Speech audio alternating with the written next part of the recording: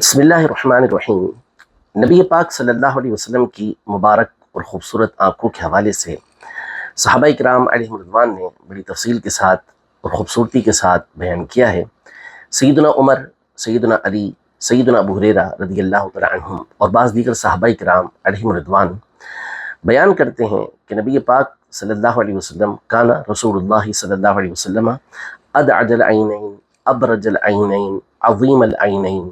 یعنی نبی پاک صلی اللہ علیہ وسلم کی جو مبارک آنکھیں تھیں وہ بڑی تھیں۔ بڑی سے مراد جو بڑی آنکھیں وہ ہوں یہ خوبصورتی کے معیار پر پوری اترتی ہوں، چھوٹی چھوٹی چندیائی ہوئی آنکھیں نہ، بلکہ ایسی معتدل اور بڑی آنکھیں کہ جسے دیکھ کر بندہ مبہوت ہو جائے، دیکھتا رہ جائے، ایسی نبی پاک صلی اللہ علیہ وسلم کی پیاری پیاری آنکھیں تھیں۔ اور آپ علیہ السلام کی آنکھوں کی جو پتلیاں تھیں، جو سیاہ دائرہ ہوتا ہے، اس حوالے سے سیدنا علی رضی اللہ تعالی عنہ فرماتے ہیں کہ کانا اسود الحدق، یعنی نبی پاک صلی اللہ علیہ وسلم کا جو دائرہ تھا آنکھ مبارک کا، یہ بہت زیادہ سیاہ تھا، یعنی کالی کالی آنکھیں تھیں، اندر جو پتلی تھی وہ کالی تھی۔ اور آپ علیہ السلام کا یعنی جو سفیدی والا حصہ تھا، اس حوالے سے سیدنا جابر بن سمورہ رضی اللہ تعالی عنہ، سیدنا انس بن مالک رضی اللہ تعالی عنہ فرماتے ہیں، الگ الگ الفاظ ہیں، اشکل العینین ابحر العینین، یعنی نبی پاک صلی اللہ علیہ وسلم کا یہ جو سفیدی والا حصہ تھا اس میں سرخ ڈورے یہ ہوتے تھے، یعنی سرخی کی طرف، لال کلر کی طرف یہ مائل تھے۔ اور سیدنا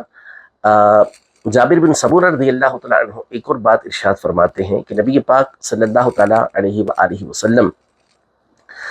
کی آنکھوں میں قدرتی طور پر سرما لگا ہوتا تھا۔ میں جب بھی نبی پاک صلی اللہ علیہ وسلم کو دیکھتا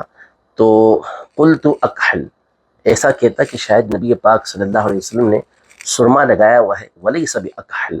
حالانکہ نبی پاک صلی اللہ علیہ وسلم نے سرما نہیں لگایا ہوتا، یعنی بغیر سرما لگائے بھی ایسا محسوس ہوتا کہ نبی پاک صلی اللہ علیہ وسلم کی آنکھوں کے اندر